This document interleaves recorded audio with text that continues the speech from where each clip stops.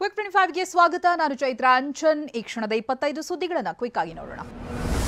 DCM DK Shivakumar ಶತ್ರು ಸಂಹಾರ ಪ್ರತ್ಯಂಗಿರ ಹೋಮದ ಬಗ್ಗೆ ಮಾಜಿ ಸಚಿವ ಕೆಎಸ್ ಈಶ್ವರಪ್ಪ ವ್ಯಂಗ್ಯವಾಡಿದ್ದಾರೆ. ಶತ್ರು ಸಂಹಾರ ಅಂದ ತಕ್ಷಣ ವ್ಯಕ್ತಿ ಅಂತ ಯೋಚನೆ ಮಾಡಬೇಡಿ.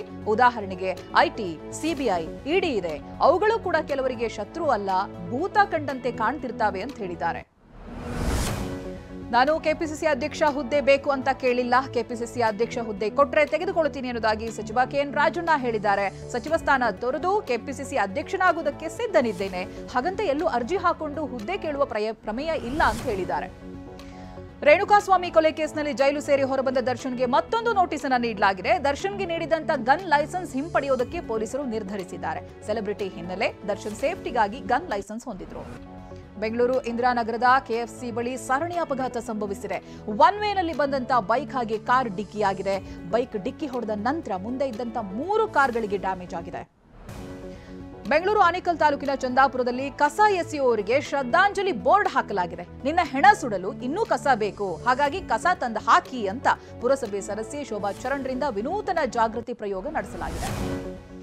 ಪ್ರೇಯಸಿಯ ಬ್ಲಾಕ್ ಮೇಲ್ನಿಂದ ನೊಂದ ಯುವಕ ವಿಷ ಸೇವಿಸಿ ಆತ್ಮಹತ್ಯೆ ಮಾಡಿಕೊಂಡಿರುವಂತಹ ಘಟನೆ ಹಾಸನ ಸಕಲೇಶಪುರದಲ್ಲಿ ನಡೆದಿದೆ. 30 ವರ್ಷದ ಕವನ ಆತ್ಮಹತ್ಯೆಗೆ ಶರಣಾದಂತ ಯುವಕ ನನ್ನ ಸಾವಿಗೆ ಕಾರಣ ಅಂಜಲಿ, ವಿನಯ್ ಗೌಡ ಪಿಎಸ್ ಅಂತ ವಿಡಿಯೋ ಮಾಡಿ ಆತ್ಮಹತ್ಯೆಗೆ ಶರಣಾಗಿದ್ದಾನೆ. ಕಲಬುರಗಿಯ ಶೇಖ್ ದರ್ಗಾದಲ್ಲಿ ರಾಷ್ಟ್ರ ಧ್ವಜಕ್ಕೆ ಅಪಮಾನ ಮಾಡಿದ 6 ಜನರ ವಿರುದ್ಧ ಎಫ್ಐಆರ್ ದಾಖಲಾಗಿದೆ. ಮುಸ್ಲಿಂ ಧ್ವಜದ ಕೆಳಗಡೆ ರಾಷ್ಟ್ರ ಧ್ವಜ ಇಟ್ಟು ಅಪಮಾನ ಮಾಡಿದ ಆರೋಪದಡಿಯಲ್ಲಿ 6 ಜನರ ವಿರುದ್ಧ ಪ್ರಕರಣ ದಾಖಲಿಸಿಕೊಳ್ಳಲಾಗಿದೆ. ಗಾಂಧೀಜಿಯವರು ಜಿನ್ನಾ ಜೊತೆ ಸೇರಿಕೊಂಡು ಪಾಕಿಸ್ತಾನಕ್ಕೆ ಜನ್ಮ ನೀಡಿದ್ದಾರೆ. ನಾವು ಮಹಾತ್ಮ ಗಾಂಧಿಯನ್ನ ರಾಷ್ಟ್ರಪಿತ ಅಂತ ಒಪ್ಪಿಕೊಳ್ಳೋದಿಲ್ಲ ಅಂತ ಭಾಷಣಗಾರ್ತಿ ಮೀನಾಕ್ಷಿ ಶರಾವತ್ ವಿರುದ್ಧ ಇದೀಗ ಎಫ್ಐಆರ್ ದಾಖಲಾಗಿದೆ. ಹುಬ್ಬಳ್ಳಿ ನಗರಕ್ಕೆ ಮತ್ತೆ ಚಡ್ಡಿ ಗ್ಯಾಂಗ್ ಎಂಟ್ರಿ ಕೊಟ್ಟಿದೆ. ಹುಬ್ಬಳ್ಳಿಯ ಹೊರವಲಯದ ಗಬ್ಬೂರ ಬಳಿ ಇರುವಂತಹ ದೇವಸ್ಥಾನದಲ್ಲಿ ಹುಂಡಿ ಕಳ್ಳತನವನ್ನು ಮಾಡಲಾಗಿದೆ. ಚಡ್ಡಿ ಗ್ಯಾಂಗ್ನ ಕಳ್ಳತನದ ದೃಶ್ಯ ಸಿಸಿ ಕ್ಯಾಮೆರಾದಲ್ಲಿ ಸೆರೆಯಾಗಿದೆ. ಸುಮಾರು 7 ಲಕ್ಷ ಹಣ ದೋಚಿ ಕದಿಮರು ಪರಾರಿಯಾಗಿದ್ದಾರೆ.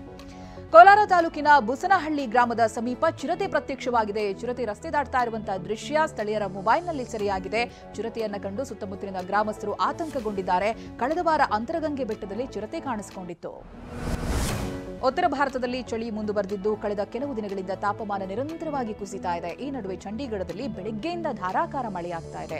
ದೆಹಲಿ, ಎನ್ಸಿಆರ್ ಸೇರಿದಂತೆ ಇತರ ಹಲವು ನಗರಗಳಲ್ಲಿ ಲಘು ಮಳೆಯ ನಂತರ ಚಳಿಯ ತೀವ್ರತೆ ಮತ್ತಷ್ಟು ಹೆಚ್ಚಾಗಿದೆ. ಗ್ರೇಟರ್ ನೋಯ್ಡಾದ ಕೆಮಿಕಲ್ ಫ್ಯಾಕ್ಟರಿಯಲ್ಲಿ ಭಾರೀ ಅಗ್ನಿ ಅವಘಡ ಸಂಭವಿಸಿದೆ. ನೌಕರರು ಓಡಿ ಬಂದು ಪ್ರಾಣ ಉಳಿಸಿಕೊಂಡಿದ್ದಾರೆ.